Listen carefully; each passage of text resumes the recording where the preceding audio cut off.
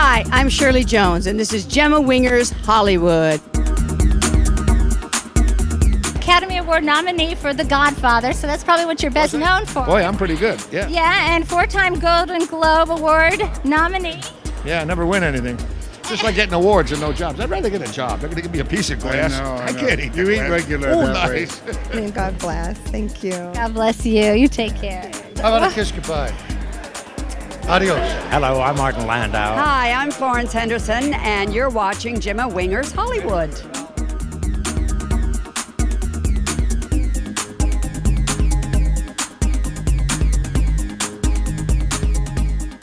Catching Faith 2 is a story about faith, believing God through the hard times, not giving up, not quitting, but trusting God in the doors that He opens, even when you don't think that that's the way that it should be, or that's the direction that you should go. And when you allow the Lord to open that door, you're going to see what God does when He takes complete control.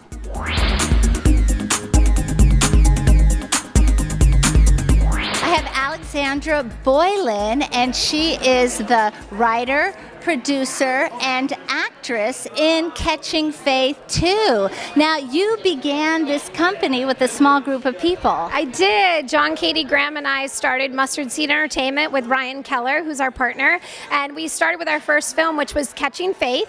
And then we sold it to RLJ Releasing, and the movie went on to do really well, and they requested a sequel, which is amazing. So we're blown away that it's the film has sold all over the world. We went to Cuba on a movie tour. It's a female-driven story, and I think it's just really resonated with women all over the world. So many people want to get into making movies, but they feel like they don't have enough money. What did you do? honestly, our first film that we produced was only a $10,000 budget. That was our first feature, not Catching Faith, but we kind of just got 5 friends together, wrote a script around a location, and made our first feature to sort of practice and learn it and make sure that we knew how to take a movie from conception to completion. Well, we ended up selling that movie, and it did really well, and that opened the doors for us to make Catching Faith. And I think my biggest advice, if people don't think they have money, is to just do it anyway, because you can shoot a movie with an iPhone now, and a lot of it is having experience and showing people that you can do it, because who's going to invest in your film if they don't see what you've done yet? So just get out there and make stuff and get friends together. But in the end, it took off. It was a really good movie. People went to see it. Yeah. People bought it. Yes, people bought it. Yeah, well, especially Catching Faith. Catching Faith is really blown us all away with. I think it hit an audience. We kind of recognize it in the faith-based arena. There weren't a lot of female-driven stories about the mother, about the woman. The women were kind of always the side story. So we were like, how about we make it about the audience that's actually buying the movie, which is women. And I think that's one of the reasons that we really took off, was because women tell other women, oh my gosh, this movie's for you. You got to see it. So it's been really exciting. Sounds like you guys are savvy businessmen and women also. Right, yeah. We definitely look at places where maybe there's a void in the industry, and we try to fill it. Because instead of competing with everybody else, why not you fill a void for a niche audience that's not getting anything? So. Could you say that that is wisdom from the Lord? Yeah. Oh my gosh. Well, yes. Anything that at Catching Faith, we totally felt called to make this movie. We just wrapped Switch, which is a teen girl faith-based movie, and we were raising the money, and I just felt like God kept saying, just go make this movie, make it. There are kids I want to talk to right now, and I think it's really exciting that we're going to release a teen girl movie that's faith-based. You don't see a lot of high school faith-based films, and it's totally hip and fun, and girls are going to love it. And there's a need for that. Exactly. There's a huge need, and I want to talk to young women. That's a huge passion of mine, is to speak to women and young women and give good values to young girls, and it doesn't have to be about chasing a boy or about prettily, all the films seem to be girls chasing boys or boyfriend relationships. We wanted them to talk about going to college and having a career, and the relationship between the girls in high school and how to have better relationships with girls. So. Better relationships with girls. You know, that's really, really important. Talk about that. Well, I grew up being bullied pretty bad, and I think girls I think one of the reasons girls bully each other is we're clamoring for the boys' attention, or kind of even in the workplace, we think we have to step on each other to succeed because there isn't enough room for the women. But if we as women could create more space for each other, then we don't have to clamor against each other. And I think there is like especially in high school, there's just this very manipulative way. Girls are mean. Boys will like punch each other and then be best friends a minute later. Girls will manipulate each other. They're really mean to each other on social media. And we really wanted to address, what does it really look like to love your neighbor as yourself? And love the Lord your God with all your heart and all your mind and all your soul, and love your neighbor as yourself. And that's the whole message of Switch, trying to teach young people that before you idolize somebody or before you bully them, think about what it's like to walk a day in their shoes. And that might change your perspective before you do that. Amazing, amazing, amazing. And that's so needed today. Even, I'll be honest, even among older women and all women, we're finding that kind of spirit where they want to control and they manipulate and they're insecure. And instead of letting God do it, they feel like they have to do it themselves. Right. Exactly. I totally agree. And I think one of the great things about Catching Faith 2, this film that we're releasing next week, September 3rd, it comes out, is that there is so much incredible female stories of female camaraderie in the movie. She's in a women's group. So when her life is overwhelmed, in Catching Faith 2, she's caring for her mother who has dementia while her daughter is getting married. And she's trying to be a really good daughter to her mother and a mother to her daughter. And it's a really beautiful 3-generation story. And she actually finally asks for help. She asks her friends for help. And I think a lot of women have a hard time asking for help. We think we can do it all and be Wonder Woman. So in the movie, we try to relay, like, it's okay to ask for help. And then to have women friendships who come and save the day for you. And we want to portray women who love women on camera because we have the ability to create the culture, and we want to create a culture that is constantly loving and showing, oh, I want to be like that in my life. And what's your favorite part of this movie? Oh my gosh. Well, I think honestly, I played Jesse Adams, which in the first film is her best friend who becomes her arch nemesis. They have a falling out in the first film. And one of the biggest things our fans said when the movie came out was they really wanted a reconciliation between Alexa and Jesse. Nice. So when we got to make the sequel, we got to actually have a reconciliation, and they make up and become friends again. And that's my favorite part. It's also a really good scene about forgiving people and having boundaries at the same time. It's a great scene. You're going to want to stay tuned because this is Garrett, and he is the lead character in the film Catching Faith 2. And I have got a great interview for you, so stay tuned.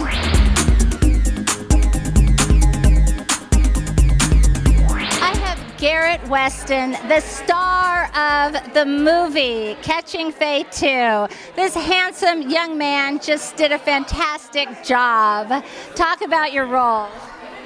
As Bo Taylor, I absolutely have gotten to see Bo evolve. I did Bo when I was 19, and now in later life, it's been like I've been actually him.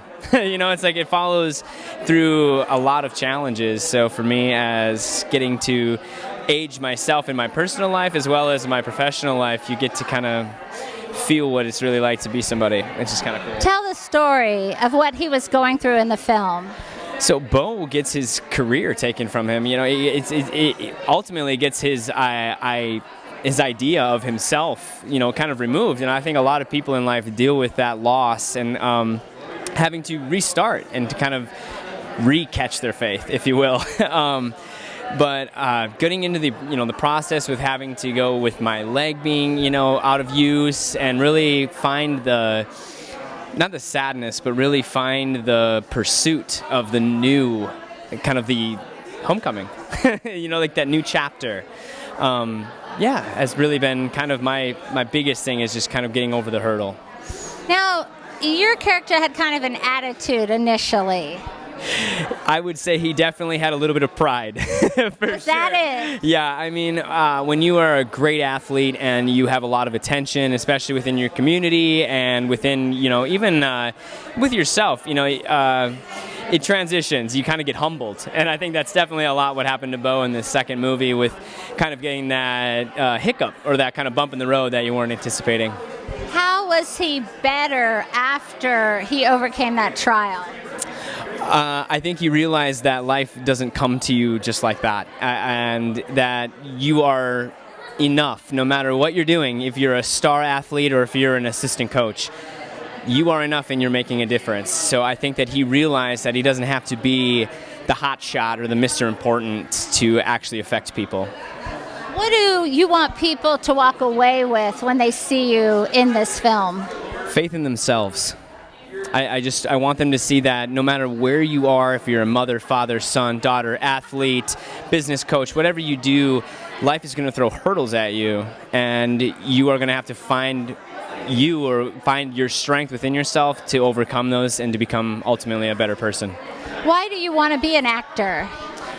I love to tell stories, and I've always just really thought that if maybe I have this gift that everybody says I do, or not everybody, jeez, but everybody. You know, my mom has such great faith in me. But if I could just, if I was given even an ounce of talent to be able to do something like this, I didn't want to waste it. I didn't want to waste my life. I didn't want to do something for other people, and this way I can ultimately be a part of something and be a part of a family.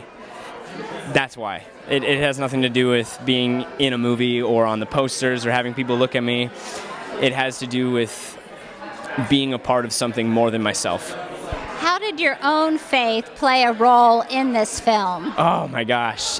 Faith is so up and down. Actually, in the movie, you'll see the Shields of Strength is actually a big part in Bo's character. And I was actually in touch with Kenny, the owner of Shields of Strength, going through some own personal difficulties with just question. I think that we all kind of say, why?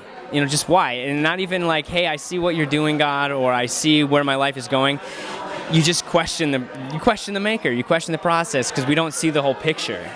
So it always keeps me going. Like with catching faith, I say it to myself so often, I've had to catch my own faith. It seems like here and there, and when it's high, it's great, and when it's low, you're always looking, but that ultimately to never lose it. How do you catch faith? I would say within your self-discovery. It's something that I feel like no matter if you know about it, like if you don't know about faith or anything, you will ultimately find it. It's almost a state of meditation or a state of liberation that ultimately it will set you free. So you stay rooted and grounded in your faith.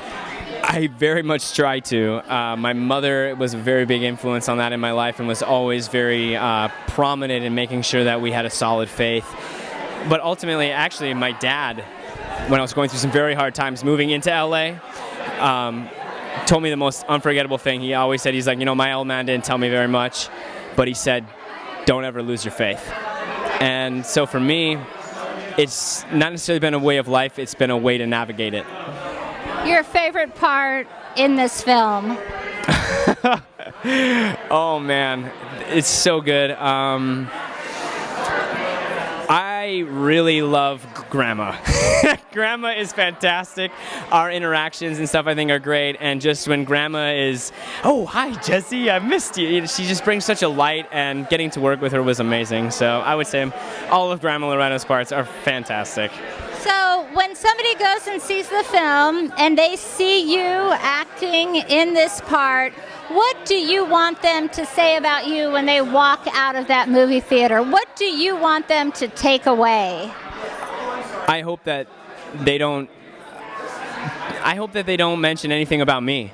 I hope that they take away a message for them, because I'm just a piece of it. I might, have been blessed to be on the cover and to actually even be a part of this film, but ultimately I think it's about the message, and it's about them feeling better about themselves and them being able to maybe question themselves and what they're doing and to further themselves. Otherwise, if they say, he did a good job, I'd be happy, or I affected them. That's all that I ask, and all that I would like for that. Otherwise, I hope they enjoy it. You are watching Gemma Wenger's Hollywood. Stay tuned for more of Catching Faith 2.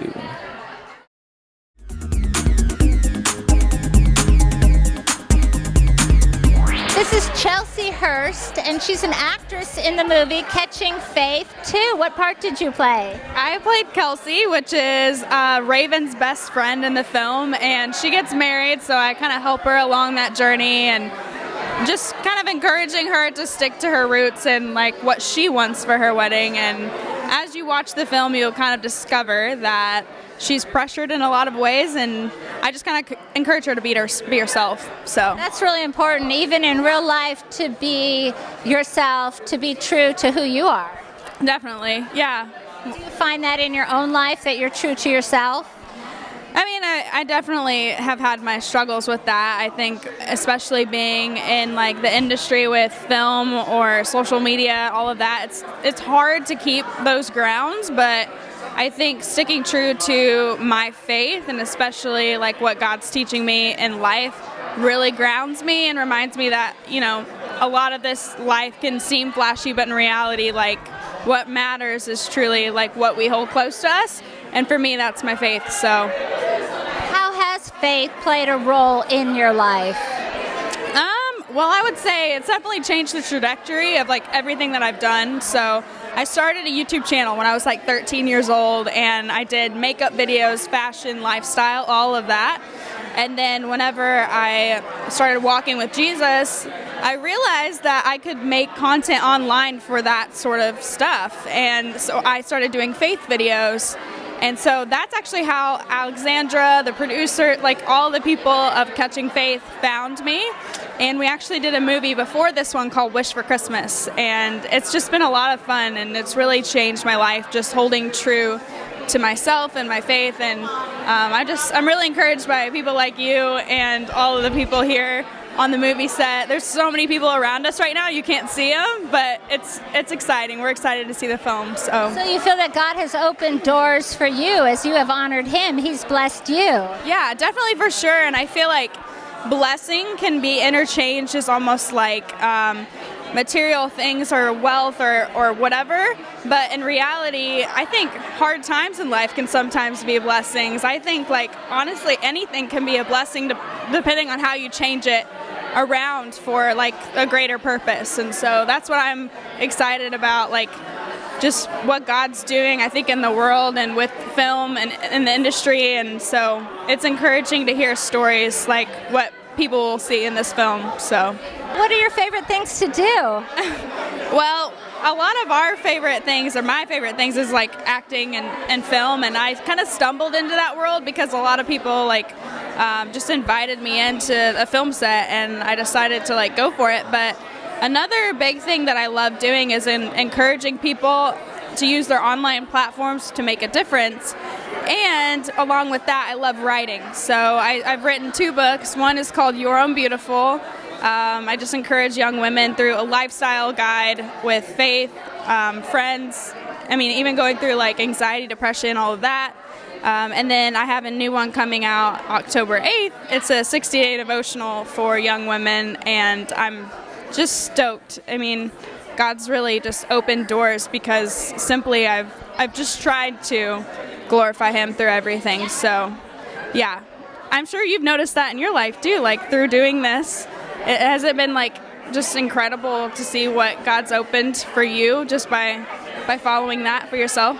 I think there have been such incredible and amazing opportunities and things that he's done, but at the same time, I think there's a lot of attack, that if you're going to do something great for God, the enemy's really going to try to stop you and destroy you, and you have to be strong and you have to press through and you can't ever give up. So if you're looking at the great things that God has done, you're like, wow, but then there's some really tough times, and it's only true Christians and true believers and strong people who make it through to get that real blessing that God has, that abundance, that showers of blessings. Yeah, definitely. I think it's a lot of a mindset thing too. Like we can be stuck in traps that the enemy tries to throw at us, or we can like say, I know who holds my like future and purpose, and He's going to carry me through, you know? So I'm glad that you've discovered that too, because it's just encouraging to hear other people talk about that. You have a lot of wisdom beyond your years. Oh, thank you. I'm 21. So, yeah, I feel like it's just ever since I started following the Lord, I've just had a hunger to like always learn. I feel like I want to be in rooms where everyone is just smarter than me, because I mean, that's an opportunity to learn and grow, so yeah. And God teaches you. What would you say to someone who wants to be in the movies, be an actress, be a writer, but they feel like they have to do it in the secular realm? They have to have that fame from people in the world. Yeah, I would say, I mean, it's a lot in who you know and who you surround yourself with. So I realized whenever I started following Jesus that a lot of my friends and my people that I looked up to weren't necessarily in that world, and I couldn't really click with them. So I just started observing who I was listening to, who I was learning from, and then I think that's where that started. Is I was encouraged there are other worlds of acting and YouTube and all of these social things and writing. And I think the Lord blesses people who actually want to honor Him in whatever they're doing. So I just encourage you to take those steps to just kind of modify your inner circle and then go from out that. So you're saying it's very important who you put around you. Yeah, definitely. Yeah, for sure. They have a real influence in your life. Yeah, I would say, I mean, you've heard the thing, I'm sure a lot of you guys have heard, you are the sum of the 5 people you hold closest to you. I mean, a lot of their opinions and values and everything really rubs off on us, and I think God's made us that way for a specific reason, and I think it can be powerful. So I would just encourage you guys to just look at your inner circle. Who do you listen to? Who do you hang out with? All of that stuff. Are they influencing you for good? Are they causing you to make the right decision? Or are they causing you to just follow them because they want to be the leader and they want to be in the limelight and they want to manipulate and control, and it's all the flesh? So you want to get rid of those people who are walking in the flesh. Definitely, yeah. See, you're preaching. You know what you're talking about. That's right. We make a great team. Stay tuned. We'll be right back for more of the premiere of Catching Faith 2.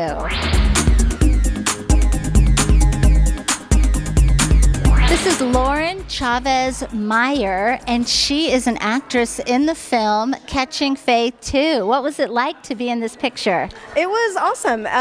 This was a sequel, of course, and so it was fantastic to get to come back and work with the same crew and, the same group of people and continue to tell this story and to be part of this Bible study group and reconnect with all of the women. And, my husband is the cinematographer, and so it really is a family of filmmakers, a family of artists, and everyone on it we're all friends. So it was really fantastic to come back and film. What do you mean Bible study group? I like that. When you say the word Bible.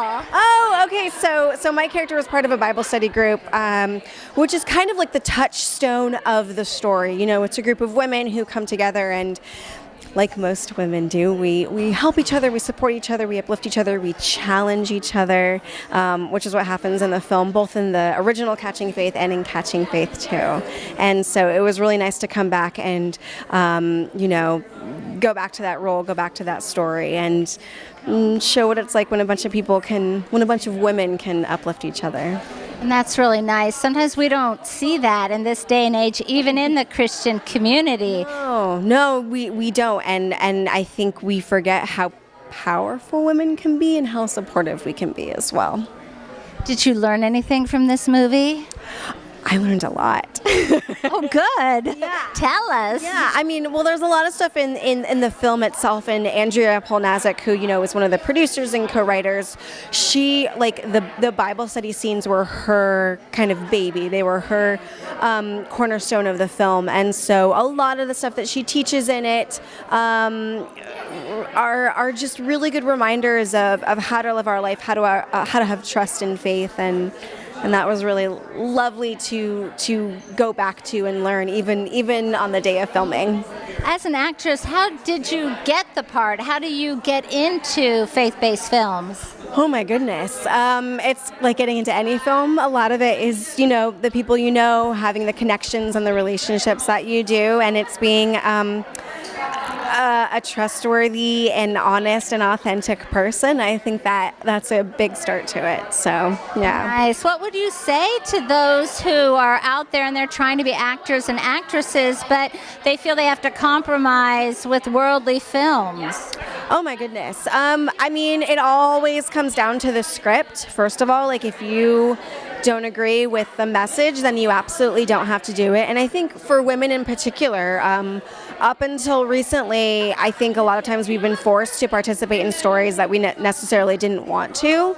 And I've turned down roles, and there's absolutely nothing wrong with that. I also think, like the female creators behind this film, it's about creating your own content. It's about not just about being actors, but it's about being artists and storytellers, and you can be both. My name is Richard Galli. I'm cinematographer for Catching Fate 2, The Homecoming, and you're watching Gemma Wenger's Hollywood. Stay tuned.